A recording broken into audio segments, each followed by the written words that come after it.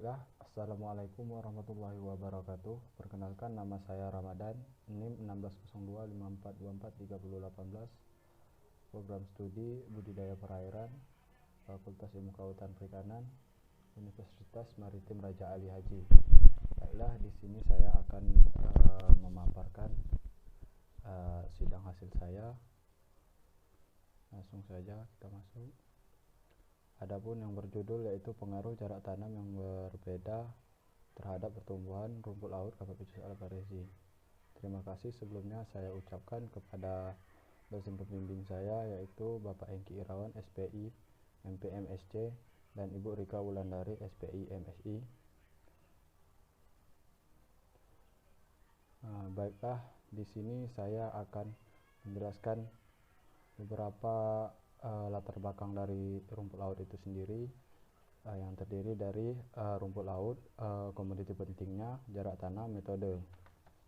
Nah, di mana pada latar belakang rumput laut ini adalah rumput laut itu merupakan salah satu tanaman air di mana dia tidak bisa dibedakan antara akar, batang, daun, sehingga secara keseluruhannya disebut dengan talus.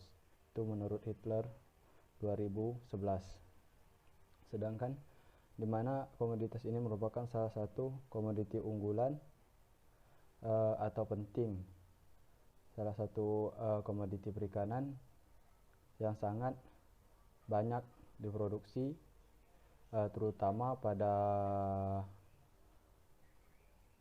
bahan dalam pembuatan makanan, campuran obat dan bahan-bahan kosmetik, menurut Rismawati 2012. Selain dari itu, dianggap menjadi penting, salah satu faktor penunjang dalam budidaya rumput laut itu sendiri ialah jarak tanam, di mana jarak tanam ini merupakan salah satu faktor yang sangat berpengaruh terhadap pertumbuhan rumput laut, di mana besar kecilnya pertumbuhan rumput laut dipengaruhi oleh jarak tanam, di mana jarak tanam itu sangat berpenting terhadap pertumbuhan rumput laut yang berkaitan dengan jarak dan tumbuhnya dan ruang tumbuh rumput laut. Itu menurut Ilal Gisni 2013. Sedangkan tak lepas dari beberapa metode yang digunakan, saya mengambil sini metode longland. Metode longland itu ialah di mana salah satu metode menggunakan tali bentangan, di mana tali ditarik dari satu titik ke titik lain hingga membentuk sebuah bentangan dengan menggunakan pelampung dan pemberat seperti batu atau jangkar. Adapun rumusan masalah pada penelitian saya di sini, sebagian besar dari petani budidaya itu tidak memperhatikan atau menentukan jarak tanam yang baik bagi pertumbuhan rumput laut. Nah, apakah jarak tanam mempengaruhi pertumbuhan rumput laut? Adapun solusi dari permasalahan tersebut yaitu dengan cara mengatur jarak penanaman rumput laut yang efektif, efisien untuk pertumbuhan rumput laut dengan metode longland. Sedangkan tujuan itu untuk mengetahui pengaruh jarak tanam terbaik terhadap laju pertumbuhan rumput laut Capopicus dengan metode longland. Manfaat itu adalah memberikan informasi terbaru mengenai jarak tanam pada rumput laut serta mendapatkan jarak tanam terbaik pada rumput laut tersebut. Nah, di sini adapun metodologi penelitian saya. Penelitian saya ini telah saya laksanakan selama 42 hari, yaitu mulai dari November 2020 hingga Desember 2020, bertepatnya di perairan Desa Berakit, Kabupaten Bintan, Kepulauan Riau. Bisa kita lihat pada peta lokasi. Nah, adapun rancangan penelitian saya, rancangan acak lengkap atau RAL dengan 3 perlakuan dan 3 ulangan. Nah, bisa kita lihat di sini rancangan percobaan, yaitu ada 3 perlakuan dan 3 ulangan, di mana perlakuan pertama yaitu saya dengan mengkodekan A jarak tanam 15 cm, dan perlakuan B jarak tanam 25 cm, dan perlakuan C jarak tanam 35 cm. Bisa kita lihat pada tabel pada layar tersebut perlakuan ulangan serta pengkodean pada penanaman perlakuan A, B, dan C. Nah, selanjutnya alat dan bahan yang saya gunakan di sini itu ada botol aqua yang 600 ml. Di sini sebagai pelampung utama, multitester, refraktometer untuk salinitas, timbangan sebagai alat untuk menimbang suatu saat pertama kali penimbangan bibit awal serta sampling. Nah, kemudian di sini selanjutnya ada kabel tis, yaitu sebagai penghubung dari pengikat rumput laut ke tali utamanya. Sedangkan tali rapia ini sebagai tali pengikat untuk rumput lautnya. pH meter sebagai alat pengukur pH meter air. Tali PE 4 mm ini sebagai tali utama, tali bentangannya. Dan kain pengering ini adalah sebelum ditimbang, maka rumput laut terlebih dahulu dikeringkan dulu. Dan selanjutnya itu ada sarung tangan sebagai alat ketika kita melakukan controlling atau pemeliharaan serta sampling. Tali PE 12 mm ini sebagai tali jangkarnya. Kamera sebagai alat dokumentasi, dan alat tus ini sebagai alat pencatat ketika kita sampling.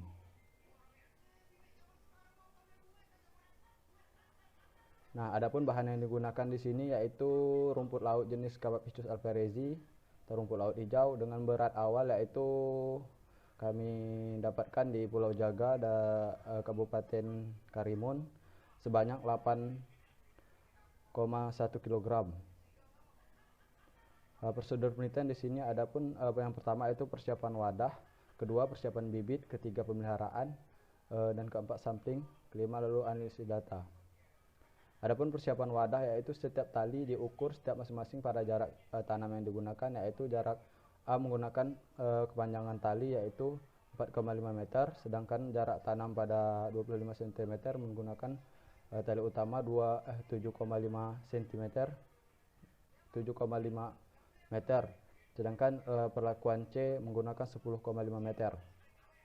Kemudian terlebih dulu persiapan bibit diaklimatisasi lebih kurang 3 hari, kemudian bibit ditimbang menjadi 100 gram dan diikat menggunakan tali rapia, kemudian dipasang pada tali utama.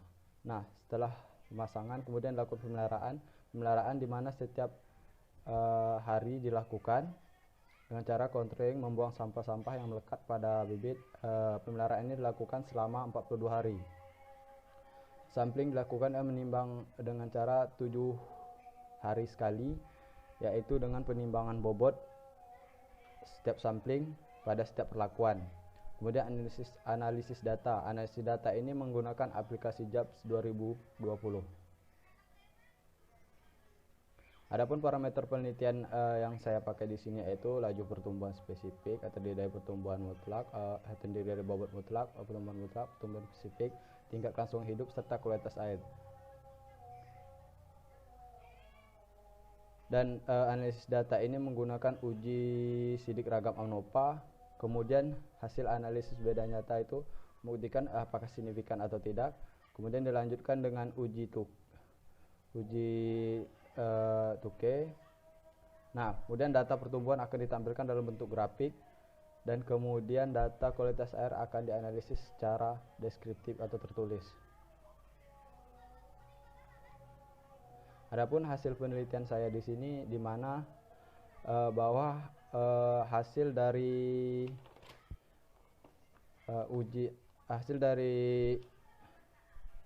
uji statistik menggunakan aplikasi JABS, bobot mutlak dikatakan semua berbeda nyata, setiap perlakuan berbeda nyata, di mana perlakuan C berbeda nyata terhadap B, perlakuan B berbeda nyata terhadap A, dan perlakuan A berbeda nyata terhadap semua perlakuan. Di mana pada bobot mutlak ini terdapat pada perlakuan B, yaitu bobot mutlak tertinggi didapatkan pada perlakuan B dengan nilai 282,48 lebih kurang 0,3 gram. Hasil ini sejalan dengan penelitian Desi bahwa kecenderungan hasil yang lebih tinggi itu terdapat pada perlakuan dengan jarak tanam 25 cm pada rumput laut Gracilea verrucosa. Laju pertumbuhan spesifik ialah persen dari selisih berat akhir dan berat awal dibagi lama pemeliharaan. di mana bahwa setelah uji statistik menggunakan aplikasi JAP, semua perlakuan berbeda nyata, di mana perlakuan C berbeda nyata terhadap perlakuan B, dan B berbeda nyata terhadap perlakuan A, dan A berbeda nyata terhadap semua perlakuan. Nah, di mana di sini menunjukkan bahwa F hitung lebih besar daripada F tabel dengan pertumbuhan tertinggi yaitu 182,84 lebih kurang 0,31 gram. Sesuai dengan penelitian Erpin pada tahun 2013 menyatakan bahwa suatu kegiatan budidaya itu dikatakan menguntungkan apabila memiliki penambahan laju pertumbuhan spesifik minimal 3%. Pada laju pertumbuhan spesifik perlakuan A dengan jarak tanam 15 cm yaitu rata-rata pertumbuhan terdapat pada minggu keempat. Nah, di mana pada minggu keempat ini setelah diuji statistik menggunakan aplikasi JAP, pada minggu keempat ini berbeda nyata atau signifikan dengan F hitung lebih besar daripada F tabel dengan persentase yaitu 6,45% per hari. Nah, di mana pada minggu keempat ini sejalan dengan penelitian Mariska 2013 bahwa menyatakan semakin padat pada rumput laut yang dipelihara, maka semakin rendah juga pertumbuhannya, sehingga butuh pertumbuhan untuk tetap spesifik pertumbuhannya terjadi. Untuk laju pertumbuhan spesifik pada perlakuan B dengan jarak tanam 25 cm, di mana rata-rata pertumbuhan itu terdapat pada minggu kedua, di mana setelah diuji statistik menggunakan aplikasi JAP, bahwa pada perlakuan B ini minggu kedua berbeda nyata atau signifikan dengan F hitung lebih besar daripada F tabel dengan persentase 6,19% per hari. Nah, di mana bahwa pertumbuhan rumput laut ini terjadi karena rumput laut melakukan fotosintesis dan respirasi yang dipengaruhi oleh faktor internal atau eksternal ekosistem perairan. Nah, pada umumnya rumput laut ini mengalami pertumbuhan antara kisaran 2-3% per hari menurut Amalia 2013. Sedangkan laju pertumbuhan spesifik pada perlakuan C atau jarak tanam 35 cm, rata-rata pertumbuhan terdapat pada minggu kedua. Nah, di mana pada minggu kedua ini berbeda nyata atau signifikan dengan F hitung lebih besar pada F tabel dengan persentase 6,24% per hari. Di mana menurut penelitian Desi et al. Menyatakan bahwa jarak tanam 35 cm juga tidak terlalu baik daripada jarak tanam 15 dan 25 cm, di mana jarak tanam yang terlalu lebar justru memberikan ruang bagi fitoplankton untuk berkembang pesat. Di mana di situ terjadi persaingan antar pertumbuhan grasilia dan fitoplankton. SR adalah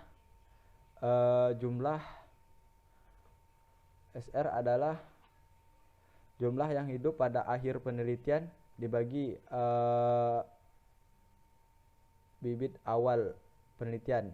Nah, di mana bahwa pada SR ini tingkat kelangsungan hidupnya setelah diuji statistik menggunakan aplikasi JAPS, bahwa F hitung itu lebih kecil pada F tabel, tidak berbeda nyata, di mana rata-rata pertumbuhan pada jarak tanam 25 cm ini dipengaruhi faktor luar, diantaranya F hitung lebih kecil daripada F tabel, di mana pada perlakuan A dan C ini terdapat pertumbuhan yang baik itu pada perlakuan B dengan jarak tanam 25 cm,